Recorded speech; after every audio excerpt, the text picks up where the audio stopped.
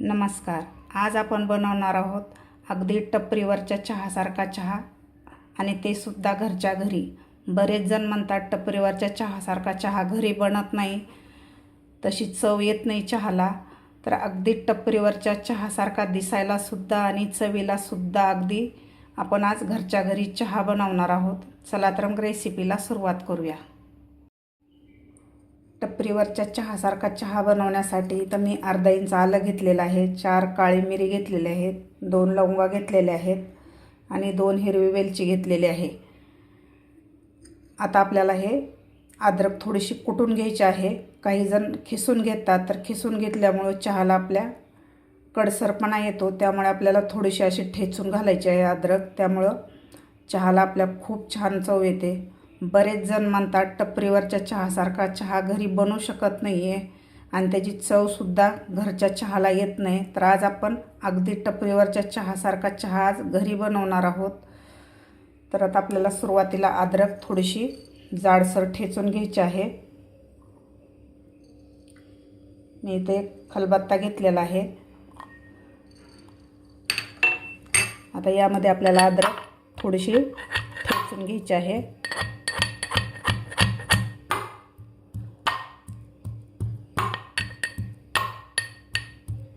आता त्यामध्येच घालायचं आपल्याला काळी मिरी, वेलची आणि लवंग. हे सुद्धा थोडंसं जाडसर ठेचून घ्यायचं आहे आपल्याला.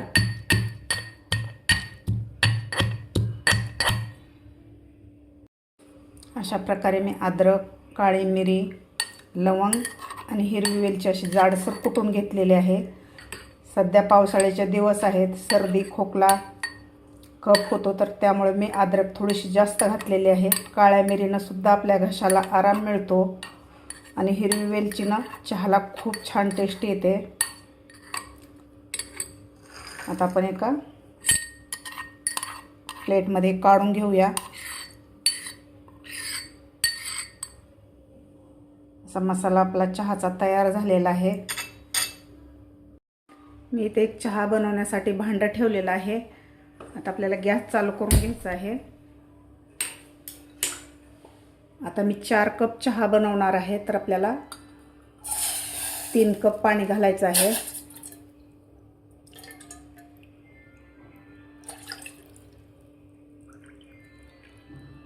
आता मी 3 कप पाणी घातलेलं आहे. आता आपल्याला ह्या पाण्याला एक उकळी काढून घ्यायची आहे. व्यवस्थित उकळी आली पाहिजे पाण्याला. आपल्या व्यवस्थित उकळी आलेली आहे. आता यामध्ये आपल्याला हा बनवून घेतलेला मसाला घालायचा आहे. अद्रक, काळी मिरी, लवंग आणि हिरवी वेलची. आता आपल्याला 2 मिनिटं पाणी उकळून घ्यायचं आहे. मसाला घातल्यानंतर ह्या मसाल्याचा व्यवस्थित फ्लेवर या पाण्यामध्ये उतरला पाहिजे.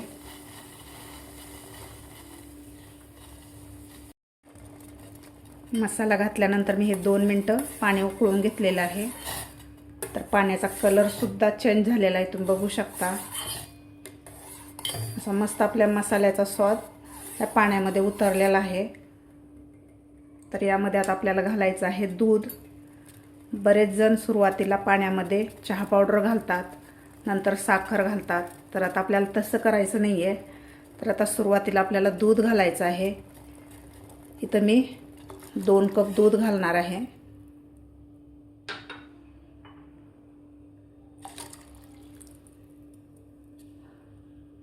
आता तुम्हाला प्रश्न पडला असेल, 4 कप चहासाठी 3 कप पाणी घातलेलं आहे आणि 2 कप दूध घातलेलं आहे. तर उकळून हे 1 कप पाणी किंवा दूध आटून आपला 4च कप चहा होतो. आता दूध घातल्यानंतर आपल्याला 2 ते 3 मिनिट हे मीडियम गॅसवर उकळून घ्यायचं आहे दूध. व्यवस्थित ह्या दुधाला उकळी काढून घ्यायची आपल्याला.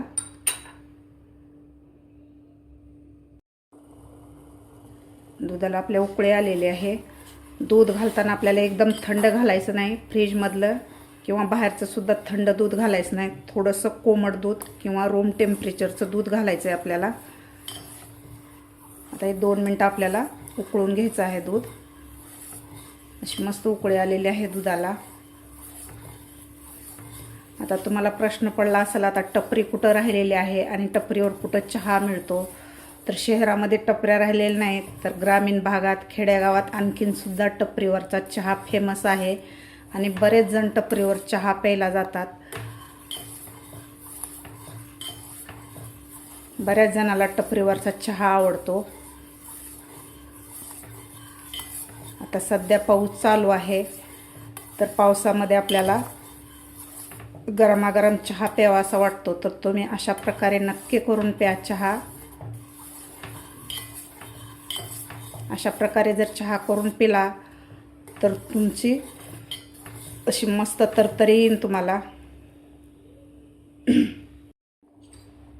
2 ते 3 मिनटं दूध घातल्यानंतर मी हे उकळून घेतलेलं आहे. आता यामध्ये घालायची आपल्याला साखर. आता काही जण सुरुवातीला दुधामध्ये चहा पावडर घालतात, तर आपल्याला तसं न करता आपल्याला साखर घालायची आहे. इथं मी 3 चमचे साखर घालणार आहे. तुमच्या आवडीप्रमाणे तुम्ही कमी अधिक साखर करू शकता. साखर घातल्यानंतर साखरेला थोडंसं पाणी सुटतो आणि चहा आपला पांचट होतो, त्यामुळे आपल्याला साखर घालायची आहे. साखर घातल्यानंतर आपल्याला आणखीन 2 मिनटं हे दूध उकळून घ्यायचं आहे, म्हणजे चहाची चव अप्रतिम लागते. आता हे 2 मिनटं आपण उकळून घेऊया. साखर घातल्यानंतर मी 2 ते 3 मिनिट हे दूध उकळून घेतलेलं आहे. आता सगळ्यात शेवटी घालायची आपल्याला चहा पावडर. मी इथं 2 चमचे चहा पावडर घालणार आहे आणि मी घरची जे वापरते तीच चहा पावडर घालणार आहे. तुम्ही कोणत्याही ब्रँडची चहा पावडर वापरू शकता. आता चहा पावडर घातल्यानंतर आपल्याला याला एक उकळी काढून घ्यायची आहे.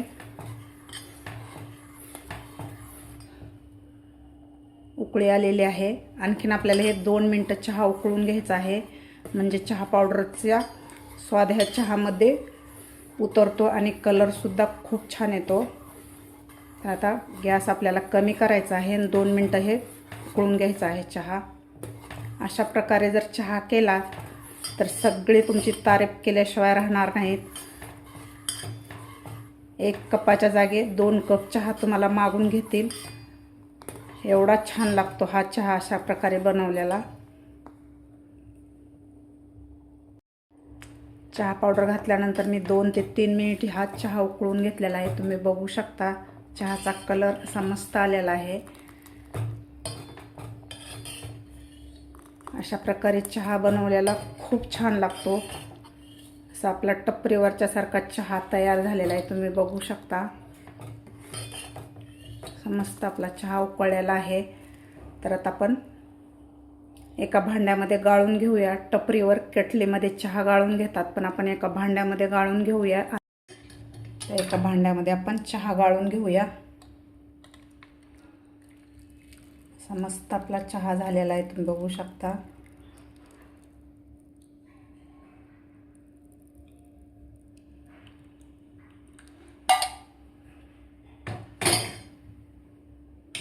तर चहा गाळून घेतलेला आहे.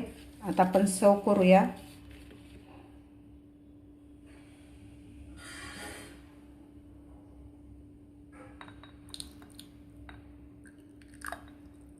मस्त झालेला आहे चहा. तुम्ही बघू शकता. अगदी टपरीवरच्या चहासारखा चहा आज आपण घरी बनवलेला आहे. प्यायला अप्रतिम चहा लागतो. तुम्ही सुद्धा अशा प्रकारे नक्की करून प्या. तुम्हाला माझी आजची चहाची रेसिपी कशी वाटली नक्की कमेंट करून सांगा. हा व्हिडिओ तुमच्या मित्रमैत्रिणींना आणि नातेवाईकाला शेअर करा. माझ्या चॅनलला अजून सबस्क्राईब केलं नसेल तर नक्की सबस्क्राईब करा.